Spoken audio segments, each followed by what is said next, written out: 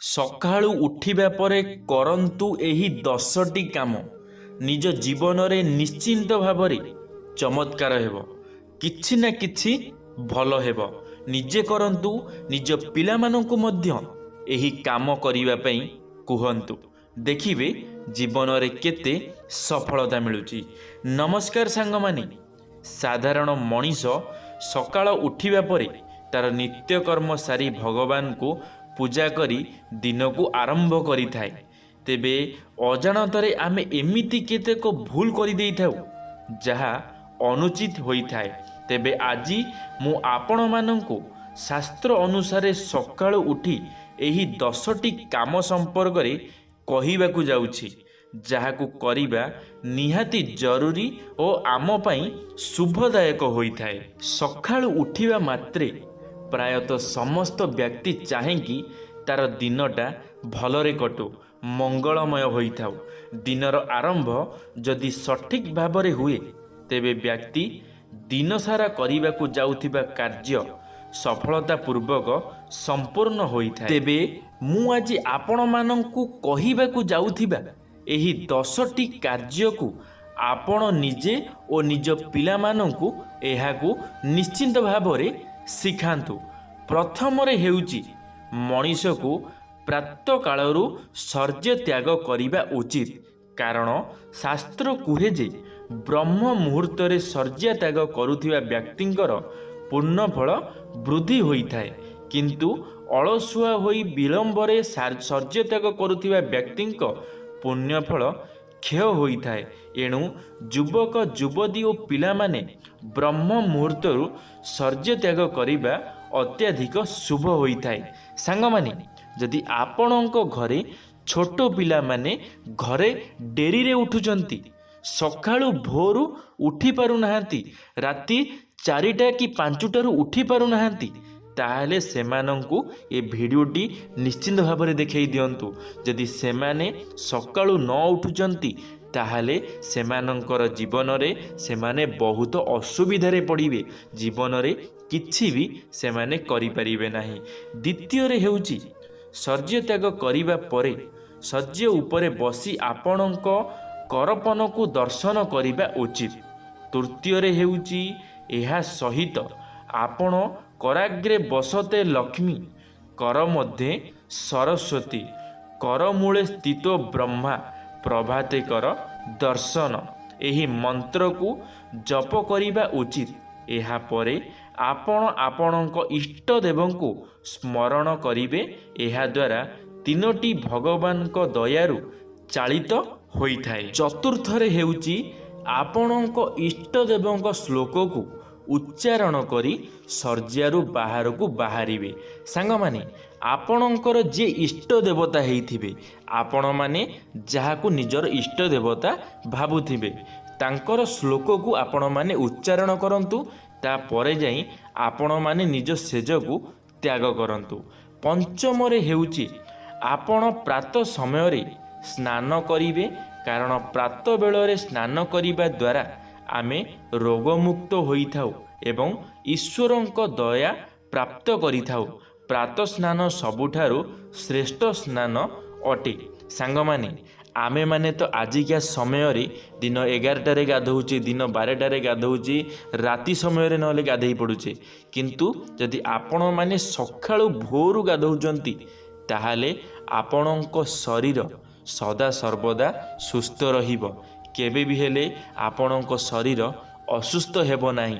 ଆପଣମାନେ ଜାଣିଥିବେ ପୂର୍ବପୁରୁଷମାନେ ଭୋରୁ ଉଠି ଗାଧୋଉଥିଲେ, ସେଥିପାଇଁ ସେମାନଙ୍କର କେବେ ବି କୌଣସି ଏତେ ଦେହ ଖରାପ ହେଉନଥିଲା, ଅସୁସ୍ଥ ହେଉନଥିଲା। କିନ୍ତୁ ଆଜିକା ସମୟରେ ଆମେମାନେ କ'ଣ କରୁଛେ, ଆମର କୌଣସି ସମୟ ନଥାଏ ଗାଧୋଇବାର। ତ ସେଥିପାଇଁ ଆମକୁ ଗୋଟିଏ ସମୟ ଫିକ୍ସ ରଖିବାର ଅଛି। ସେ ସମୟଟି ହେଉଛି ପ୍ରାତଃକାଳ। ସକାଳର ଭୋର ସମୟରେ ଆମକୁ ଗାଧୋଇବା ଆବଶ୍ୟକ ହୋଇଥାଏ। ସାଙ୍ଗମାନେ, ଷଷ୍ଠରେ ହେଉଛି ସ୍ନାନ କରିସାରିବା ପରେ ଆପଣ ଘରେ ଥିବା ବୟସ୍କ ଓ ପିତାମାତାଙ୍କୁ ପ୍ରଣାମ କିମ୍ବା ଅଭିବାଦନ ଜଣାଇବା ଉଚିତ। ଏହା ଆପଣଙ୍କ ପିଲାମାନଙ୍କୁ ଶିଖାନ୍ତୁ। ତହିଁରେ ସେମାନେ ଧନ, ସମ୍ମାନ ଓ ଯଶରେ ଅଭିବୃଦ୍ଧି ପ୍ରାପ୍ତ କରିଥାନ୍ତି। ସାଙ୍ଗମାନେ, ଆପଣଙ୍କ ଘରେ ନିଶ୍ଚିନ୍ତ ଭାବରେ ଛୋଟ ପିଲା ଥିବେ। ଆଉ ଛୋଟ ପିଲାମାନଙ୍କୁ ପ୍ରଥମେ ତ ଅଭ୍ୟାସ କରାନ୍ତୁ ସେମାନେ ପ୍ରାତଃକାଳରେ କେମିତି ଗାଧୋଇବେ, ଭୋରୁ ଭୋରୁ କେମିତି ସେମାନେ ଗାଧୋଇବେ। ଆଉ ଗାଧୋଇ ସାରିଲା ପରେ ଘରେ ଯେଉଁମାନେ ଗୁରୁଜନ ଥିବେ ସେମାନଙ୍କୁ ପ୍ରଣାମ କରିବେ, ସେମାନଙ୍କର ଆଶୀର୍ବାଦ ଲାଭ କରିବେ, ଯାହାଦ୍ୱାରା କି ସେମାନଙ୍କ ଜୀବନରେ କେବେ ବି ହେଲେ ସେମାନେ ପଛଘୁଞ୍ଚା ଦେବେ ନାହିଁ। ସେମାନେ ଯେବେ ବି ଯାହା ବି କରିବା ପାଇଁ ଚାହିଁବେ ସବୁଥିରେ ସେମାନେ ସଫଳତା ପାଇବେ ଯଦି ସେମାନଙ୍କ ଉପରେ ବଡ଼ମାନଙ୍କର ଆଶୀର୍ବାଦ ଥିବ।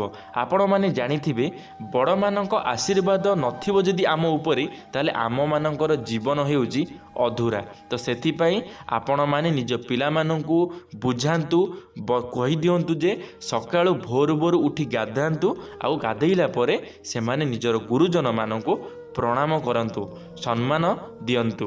ସପ୍ତମରେ ହେଉଛି ସକାଳ ସମୟରେ ଭଗବାନ ସୂର୍ଯ୍ୟଙ୍କୁ ଜଳ ଅର୍ପଣ କରିବା ନିହାତି ଜରୁରୀ ଅଟେ। ଶାସ୍ତ୍ର ଅନୁସାରେ ଯେଉଁ ବ୍ୟକ୍ତି ସବୁଦିନ ସୂର୍ଯ୍ୟଙ୍କୁ ଜଳ ପ୍ରଦାନ କରିଥାଏ ସେ ପାପରୁ ମୁକ୍ତି ପାଇ ମୋକ୍ଷକୁ ପ୍ରାପ୍ତ କରେ। ସାଙ୍ଗମାନେ, ଆପଣମାନେ ଭୋରୁ ଉଠି ଗାଧାନ୍ତୁ, ଆଉ ଗାଧୋଇ ସାରିଲା ପରେ ଆପଣମାନେ ଯେତେବେଳେ ଦେଖିଥିବେ ସୂର୍ଯ୍ୟ ଯେତେବେଳେ ଉଦୟ ହୋଇଥାନ୍ତି ସେତିକିବେଳେ ଆପଣମାନେ ସୂର୍ଯ୍ୟଙ୍କୁ ଜଳ ଅର୍ପଣ କରନ୍ତୁ। ଦେଖିବେ ଆପଣମାନଙ୍କର ଜୀବନ କେତେ ସୁଖମୟ ହୋଇଯିବ। ଆପଣମାନଙ୍କର ଜୀବନରେ ଯାହା ବି ପାପ ଥିବ ସେ ପାପ ସବୁ ଭୁଲି ଆପଣମାନଙ୍କୁ ମୋକ୍ଷ ପ୍ରାପ୍ତ ହେବ। ଆପଣମାନଙ୍କ ପାପ ସବୁ କ୍ଷୟ ହୋଇଯିବ, ଆପଣମାନେ ପୁଣ୍ୟ ହୋଇଯିବେ। ଆପଣଙ୍କ ଜୀବନରେ ଆପଣମାନେ ଖୁସିରେ ରହିବେ ଯଦି ଆପଣମାନେ ଏହିଭଳି ସବୁ କାମ ଆପଣମାନେ କରିବେ। ଅଷ୍ଟମରେ ହେଉଛି ସୂର୍ଯ୍ୟଙ୍କୁ ଦେବା ପରେ ଆପଣ ମାତା ବୃନ୍ଦାବତୀଙ୍କୁ ପୂଜା କରନ୍ତୁ।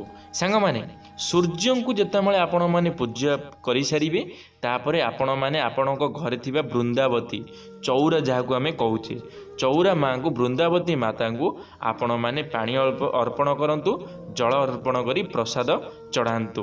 ନବମରେ ହେଉଛି ମା ବୃନ୍ଦାବତୀଙ୍କୁ ପୂଜା କରିବା ପରେ ଆପଣ ପୂଜା ଘରେ କୌଣସି ଏକ ମନ୍ତ୍ର ଜପ କରନ୍ତୁ। ଦଶମରେ ହେଉଛି ପୂଜା କାର୍ଯ୍ୟ ସାରି ଆପଣ ମଥାରେ ତିଳକ ଧାରଣ କରିବେ। ସାଙ୍ଗମାନେ, ଆପଣମାନେ ଯେତେବେଳେ ଠାକୁରଙ୍କୁ ପୂଜା କରୁଛନ୍ତି ମନେକରି ଦୟାକରି ଏ କଥାଟିକୁ ଧ୍ୟାନ ଦେବେ। କେବେ ବି ହେଲେ ଆପଣଙ୍କ ମଥାଟିକୁ ଖାଲି ରଖନ୍ତୁ ନାହିଁ। ଭଗବାନଙ୍କର ତିଳକ, ଭଗବାନଙ୍କର ଚନ୍ଦନ ଟିକେ ଆଣି ମଥାରେ ଲଗେଇ ଦିଅନ୍ତୁ। ଦେଖିବେ ଆପଣଙ୍କର ସେ ଦିନ କେତେ ଶୁଭମୟ ହେଉଛି। କେବେ ବି ହେଲେ ମଥାକୁ ଆପଣମାନେ ଖାଲି ରଖନ୍ତୁ ନାହିଁ। ଆଉ ଦେଖିବେ ଭଗବାନଙ୍କର ସିନ୍ଦୁର ଲଗେଇଲା ପରେ, ଭଗବାନଙ୍କର ଚନ୍ଦନ ଲଗେଇଲା ପରେ ଆପଣଙ୍କର ସେ ଦିନଟି ବହୁତ ଶୁଭମୟ ହେବ। ଧନ୍ୟବାଦ ସାଙ୍ଗମାନେ, ଭିଡ଼ିଓଟିକୁ ଶେଷ ପର୍ଯ୍ୟନ୍ତ ଦେଖିଥିବାରୁ ଆପଣମାନଙ୍କୁ ଅଶେଷ ଅଶେଷ ଧନ୍ୟବାଦ। ଆଶା କରିବି ମୋର ଏହି ଭିଡ଼ିଓରୁ ଆପଣମାନଙ୍କୁ ନିଶ୍ଚିତ ଭାବରେ କିଛି ନା କିଛି ଶିଖିବା ପାଇଁ ମିଳିଥିବ। ଯଦି କିଛି ଶିଖିବା ପାଇଁ ମିଳିଥିବ ଲାଇକ୍ଟିଏ କରିଦେବେ, ସାଙ୍ଗମାନଙ୍କ ମଧ୍ୟରେ ସେୟାର ନିଶ୍ଚିତ ଭାବରେ କରିଦେବେ। କମେଣ୍ଟ ବକ୍ସରେ ଆପଣମାନଙ୍କର ମତାମତ ରଖିବେ। ଯଦି ଆପଣମାନେ ଆମ ଟକିଂ ଅଲ୍ ୟୁଟ୍ୟୁବ୍ ଚ୍ୟାନେଲରେ ପ୍ରଥମ ଥର ପାଇଁ ଚ୍ୟାନେଲଟିକୁ ସବସ୍କ୍ରାଇବ୍ କରିଦେବେ। ଧନ୍ୟବାଦ ସାଙ୍ଗମାନେ। ଜୟ ଜଗନ୍ନାଥ, ଜୟ ମା ଶାରଳା, ଜୟ ଶ୍ରୀକୃଷ୍ଣ।